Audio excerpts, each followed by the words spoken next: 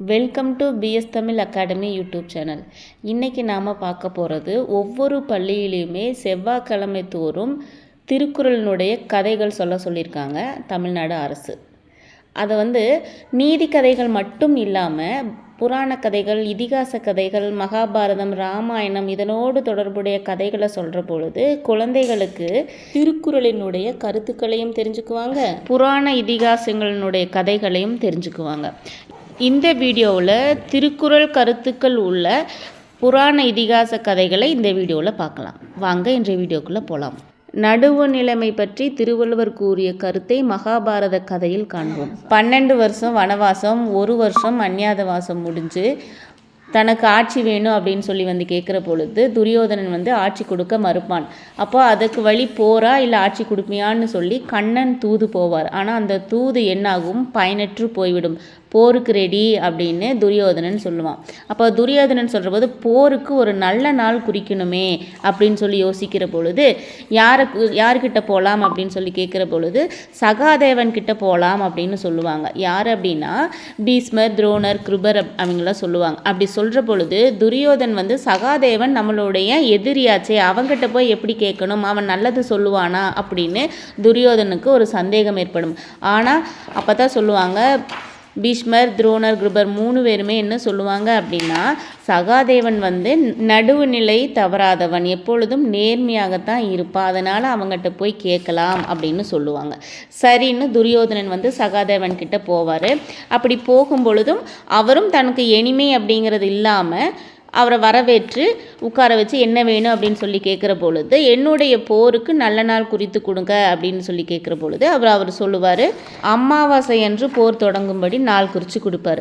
அப்படி குறித்து கொடுத்ததை பார்த்துட்டு மற்றவர்கள், இங்கே பாண்டவர்கள் இப்படி நமக்கு குறித்து கொடுத்த நாளையே துரியோதனனுக்கும் குறித்து கொடுத்துருக்கியே, என்ன ஆகும் அப்படின்னு சொல்லி அவங்க வருந்துவாங்க. அப்போ தான் சகாதேவன் சொல்லுவார், நன்மையே கிடைப்பதானாலும் நடுநிலை தவறி போக மாட்டேன், அப்படிப்பட்ட முன்னேற்றம் எனக்கு வேண்டாம் அப்படிங்கிற உறுதியான கருத்தை சொல்லுவார். அந்த கருத்து தான் இந்த திருக்குறள் அமைஞ்சிருக்கு பாருங்க. நன்றே தரினும் நடுவிகந்தா மாக்கத்தை அன்றே ஒழிய விடல் அப்படின்னு இந்த திருக்குறள் கொடுத்துருக்காங்க. இந்த திருக்குறள் அதே கருத்து தான் சொல்கிறாங்க. நடுவுநிலை தவறாமல் இருக்கணும், அதாவது நடுநிலை தவறி ஈட்டிய பொருள் நமக்கு நன்மையே தருவதாக இருந்தாலும் அதை அப்போதே கைவிட வேண்டும் அப்படிங்கிறது அந்த திருக்குறளுடைய கருத்து.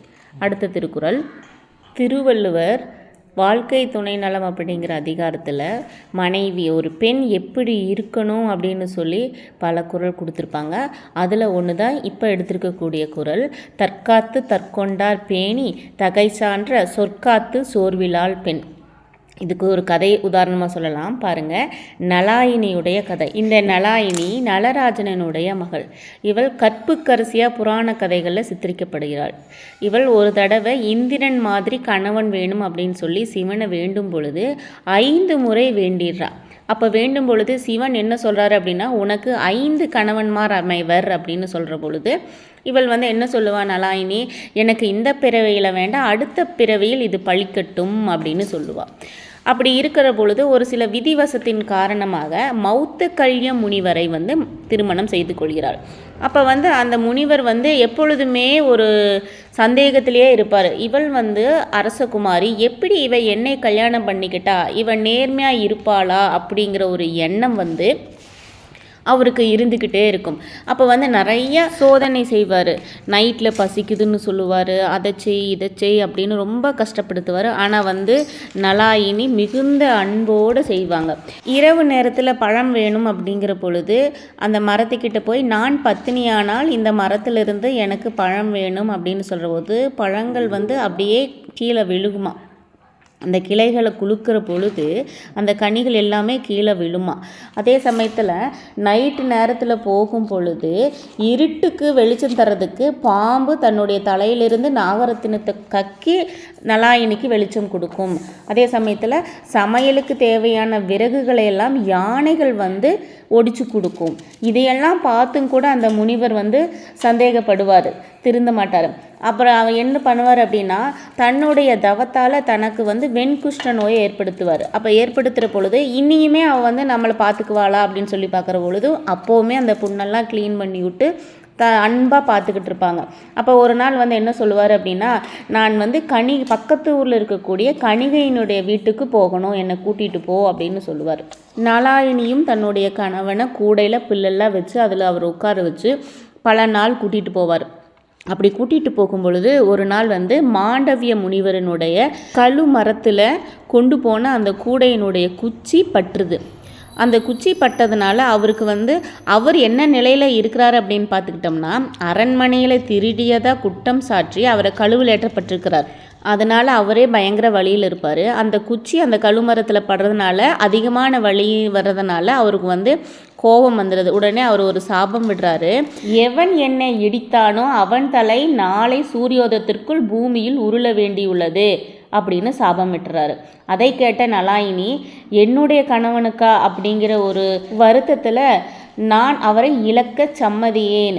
நான் வந்து கற்புக்கரசி அப்படிங்கிறது மெய்யானால் சூரியனை உதிக்காமல் போக கடவுது அப்படின்னு சொல்லி சாபம் விட்டுறாங்க. அந்த சூரியனானது 3 நாட்கள் ஆகியுமே சூரியன் உதிக்காமலே இருந்திருக்குது. நடந்ததையெல்லாம் பார்த்த தேவர்கள் வந்து நலாயினி கிட்ட வேண்டுறாங்க, ஏன் இப்படி செய்கிறீங்க அப்படின்னு சொல்லி கேட்குற போது நடந்ததையெல்லாம் கூற மாண்டவியர் அந்த சாபத்தை திருப்ப பெற்றுக்கொண்டால் நானும் மாற்றிக்கொள்கிறேன் அப்படின்னு சொல்கிறாங்க. உடனே போய் மாண்டவியர்கிட்ட கேட்குற பொழுது என்னுடைய உயிருக்கு பாதுகாப்பு கிடைக்குமாயின் நானும் என்னுடைய சாபத்தை திரும்ப பெற்று விடுகிறேன் அப்படின்னு சொல்கிறாரு. தேவர்கள் கிட்ட சொல்ல தேவர்கள் போய் அரசன் கிட்ட சொல்ல அரசனும் சரி அவனை விட்டுறேன் அப்படின்னு சொன்ன உடனே மாண்டவியரும் அந்த சாபத்தை திருப்பி பெற நலாயினியும் சூரியன் உதிக்க உத்தரவிடுகிறாள். ஒரு பெண் கற்பு நெறியில் தன்னையும் காத்துக்கொண்டு தன் கணவனையும் காப்பாற்றி தகுதி அமைந்த புகழையும் காத்து சோர்வு அடையாமல் வாழ்பவளே சிறந்த பெண்ணாவாள் அப்படிங்கிறதா இந்த திருக்குறளினுடைய கருத்து. திருக்குறள் பாருங்க, தற்காத்து தற்கொண்டார் பேணி தகை சான்ற சொற்காத்து சோர்விலாள் பெண். அடுத்த திருக்குறள், சூதினால் ஒருவன் எல்லாவற்றையும் இழப்பான் அப்படிங்கிற ஒரு கருத்தை கூறும் வகையில் தான் இந்த திருக்குறள் அமைஞ்சிருக்கு. பாருங்கள், இந்த திருக்குறளுடைய கதை எது அப்படின்னா நளனினுடைய கதை. அவன் வந்து அழகிலும் சரி வீரத்திலையும் சரி சிறந்தவனாக இருந்தான். அவன் தமயந்தியை திருமணம் செய்து கொண்டு ஒரு மகனையும் மகளையும் பெற்றெடுத்து நல்ல வாழ்க்கை வாழ்ந்துட்டு இருந்தான். என்னதான் ஒரு மனுஷன் நல்லவனாக இருந்தாலும் அவனுக்குன்னு ஒரு சின்ன ஒரு கெட்ட பழக்கம் இருக்கும் அப்படின்னு பார்க்குற பொழுது அவனுக்கு ஒரே ஒரு பழக்கம் இருந்திருக்குது, அதுதான் சூதாட்டம். அந்த சூதாட்டத்தை அந்த புஷ்கரன் அப்படிங்கிற ஒரு நண்பன் அதை பயன்படுத்தி அவனுடைய நாட்டையும் வளத்தையும் எல்லாத்தையுமே பறிச்சிட்றான். தன்னுடைய குழந்தைகளை தமயந்தியினுடைய ஊருக்கு அனுப்பி விட்டுட்டு தமயந்தியும் நலனும் காட்டுக்கு போயிடுறாங்க. அப்படி போகும் பொழுது ஒவ்வொரு நேரமும் துன்பத்தை அனுபவிக்கிறாங்க. பசி, தாகம், களைப்பு இதெல்லாமே அவங்கள வந்து சேருது. ஒரு நாள் வந்து இரவு நேரத்தில் இருக்கிற பொழுது காட்டில் இருக்கிற பொழுது அவனுடைய ஆடையும் கூட ஒரு காகம் வந்து தூக்கிட்டு போயிடுது அப்படின்னு சொல்கிறாங்க. அடுத்தது தன்னுடைய மனைவியினுடைய துணியில் ஒரு பகுதியை எடுத்து தன்னுடைய உடம்பில் கட்டிட்டு என்னால் தன்னுடைய மனைவி கஷ்டப்படுறாளே அப்படின்னு சொல்லிட்டு மனைவியும் பிரிந்து போயிடறான். பிரிந்து போகும் பொழுது அவனை வந்து ஒரு பாம்பு தீண்டப்பட்டுருது. அதன் மூலமாக அவனுடைய உடம்புமே என்ன ஆகுது அப்படின்னா கருத்து போயிடுது. உயிர் பிழைத்து அயோத்தி நகரத்துக்கு போய் தன்னுடைய கலைகளில் ஒன்றாக சமையல் கலையில் வல்லவனாக இருப்பான். அந்த நலன் அயோத்திக்கு போய் ருதுபர்ண ராஜன் அப்படிங்கிற ஒரு அரசன்கிட்ட சமையற்காரனாக வேலை செஞ்சு வரான்.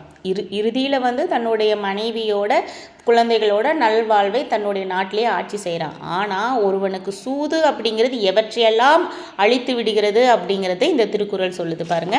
உடை, செல்வம், ஊன், ஒளி, கல்வி என்ற 5 அடையவாம் ஆயம் கொளின். அதாவது ஒருவன் சூதாடுவதை மேற்கொண்டால் புகழ், கல்வி, செல்வம், உணவு, உடை இது எல்லாமே அவனை விட்டு நீங்கிவிடும் அப்படிங்கிறத இந்த திருக்குறளுடைய கருத்து. அடுத்த திருக்குறள், மயிர் நீப்பின் வாழா கவரிமா அன்னார் உயிர் நீப்பர் மானம் வரின்.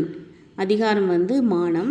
இதுக்கு உண்டான கதை அப்படின்னு பார்க்குற போது சிலப்பதிகாரத்தில் கண்ணகியினுடைய கதை. கண்ணகியும் கோவலனும் பாண்டிய நாட்டை நோக்கி போகும் பொழுது கண்ணகியினுடைய சிலம்பை விற்கிறதுக்காக கோவலன் போவான். ஆனால் பொற்கொள்ளன் என்ன பண்ணுவான், கோவலன் கொண்டு வந்த சிலம்பை ராணியினுடைய சிலம்பு இவன் தான் களவாடியிருக்கான் அப்படின்னு சொன்ன உடனே பாண்டியனும் இவன் தான் செஞ்சிருப்பான்னு சொல்லி எந்த ஒரு விசாரணையும் செய்யாமல் கோவலனுக்கு கொலை தண்டனை கொடுத்து நிறைவேற்றிடுவாங்க. அதை கேள்விப்பட்ட கண்ணகி பாண்டி அவைக்கு சென்று பாண்டியனை குற்றம் சாட்டுகிறாள். என்னுடைய சிலம்பு மாணிக்க பல்களால் ஆனது, ராணியினுடைய சிலம்பு எதனால் ஆனது அப்படின்னு சொல்லி கேட்குற பொழுது முத்துக்களால் ஆனது அப்படின்னு சொல்கிறாங்க. உடனே என்ன பண்ணுறா, தன்னுடைய சிலம்பை எடுத்து வீசி எறிகிற பொழுது மாணிக்கங்களாக விழுகுது. அடுத்தது அவன் என்ன சொல்கிறான், தன்னுடைய ராணியினுடைய சிலம்பையும் எடுத்து வீசும் பொழுது முத்துப்பல்களாக விழுகுது. இன்னொரு சிலம்பை எடுத்து வீசும் பொழுது அது மாணிக்க பல்களாக விழுது. அப்போ தான் என்ன சொல்கிறான், யானோ அரசன் யானே கல்வன் கெடுக என் ஆயில் அப்படின்னு சொல்லி சுருண்டு விழுந்து உயிர் பிரிஞ்சிருது. இது எதை பற்றி குறிக்குது அப்படின்னா, தன்னுடைய ஒரு மயிர் திரளிலிருந்து ஒரு மயிர் நீங்கினாலும் ஒரு கவரிமான் இறந்துருமா. அதே மாதிரி தான் மானத்தை உயிராக நினைத்து கொண்டிருப்பவர்கள் ஒரு சிறு தவறு செய்தாலும் தன் உயிரை மாய்த்து விடுவார்கள் அப்படிங்கிறது தான். பாருங்க, திருக்குறள் பாருங்க. மயிர் நீப்பின் வாழா கவரிமா அன்னார் உயிர் நீப்பர் மானம் வரின். அடுத்த திருக்குறள், சமன் செய்து சீர்தூக்கும் கோல் போல் அமைந்தொரு பால் கோடாமை சான்றோர்க்கு அணி. பஞ்சபாண்டவர்கள் வனவாசம் மேற்கொள்ளும் பொழுது கூடாரம் அமைச்சிட்ருப்பாங்க. அப்போ பானையில் தண்ணி எடுக்கிறதுக்காக நகுலன் போவான். அங்கே இருக்கக்கூடிய ஒரு பொய்கை பார்த்து அதிலிருந்து தண்ணி எடுக்கலாம் அப்படின்னு சொல்லி போகும்பொழுது அந்த பொய்கை நச்சு பொய்கையாக இருக்குது. அந்த ஆறிலிருந்து வரக்கூடிய புகையினால் ஒவ்வொருத்தருமே இறந்துருவாங்க. அப்படித்தான் என்ன ஆகுது, சகாதேவனும் இறந்துடுறான். தண்ணி எடுக்க போன சகாதேவனை காணமே அப்படின்னு சொல்லிட்டு நகுலன் பீமன் பார்ப்பாங்க. அப்போ அவங்களும் அந்த பொய்கையில் வரக்கூடிய அந்த நச்சு புகையினால் அவங்களும் மாண்டுருவாங்க, இறந்துருவாங்க.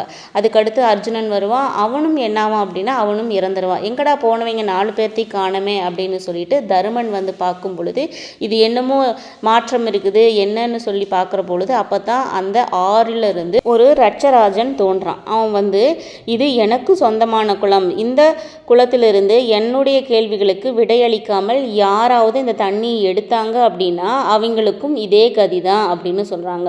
உடனே தருமன் அந்த கரையில் அந்த ஆறிலிருந்து கரையேறி உன்னுடைய கேள்விகள் என்ன அப்படின்னு சொல்லி கேட்கும் பொழுது கேள்விகளுக்குண்டான பதில் சொல்கிறான். அந்த பதிலை கேட்டு மகிழ்ந்து, உன்னுடைய தம்பியில் யாரோ ஒருத்தரை கேளு, அவங்களுக்கு உயிர் கொடுத்து பிழைப்பிக்க வச்சு தருகிறேன் அப்படின்னு சொல்லி கேட்குறான். உனக்கு பீமன் வேணுமா அர்ஜுனன் வேணுமா அப்படின்னு சொல்லி கேட்கும் பொழுது நகுலனை பிழைப்பித்து தருமாறு கேட்குறான். உடனே அவன் வியந்து கேட்குறான், ஏன் நீ நகுலனை கேட்குற அப்படின்னு கேட்குற பொழுது, என் தந்தைக்கு குந்தி மாத்ரி என 2 மனைவியர் இருக்காங்க. குந்தியின் பெயர் சொல்ல நான் இருக்கிறேன், மாத்ரியினுடைய பெயர் சொல்ல நகுலன் இருக்கட்டும் அப்படிங்கிற ஒரு நியாயம் கருதி தான் நான் கேட்டேன் அப்படின்னு சொல்கிறாங்க. யட்சன் அவனது நியாய உணர்வினை பாராட்டி அனைவரையுமே உயிர் பிழைப்பிக்க வச்சு தருகிறான். இந்த நிகழ்வு மூலமாக நம்ம எதை தெரிஞ்சுக்கலாம் அப்படின்னா, எந்த ஒரு செயலிலும் ஒருவன் நடுவு நிலைமை தவறாமல் இருக்கணும் அப்படிங்கிறது தான். திருக்குறள் பாருங்க, சமன் செய்து சீர்தூக்கும் கோல் போல் அமைந்தொரு பால் கோடாமை சான்றோர்க்கு அணி. அதாவது தன்னை சமனாக செய்து கொண்டு பொருளை சீர்தூக்கி காட்டும் துலாக்கோல் போல் அமைந்து ஒரு பக்கம் சாயாதிருத்தல் சான்றோர்க்கு அழகு அப்படின்னு சொல்கிறாங்க. எந்த நிலையிலும் ஒருவர் நடுவு நிலைமையோடு தான் இருக்கணும். இவன் எனக்கு தெரிஞ்சவன் அவனுக்கு தெரிஞ்சவன் அப்படின்னு ஒரு பக்கம் சார்பாக இல்லாமல் நடுவு நிலைமையோடு இருக்கணும். நன்றி.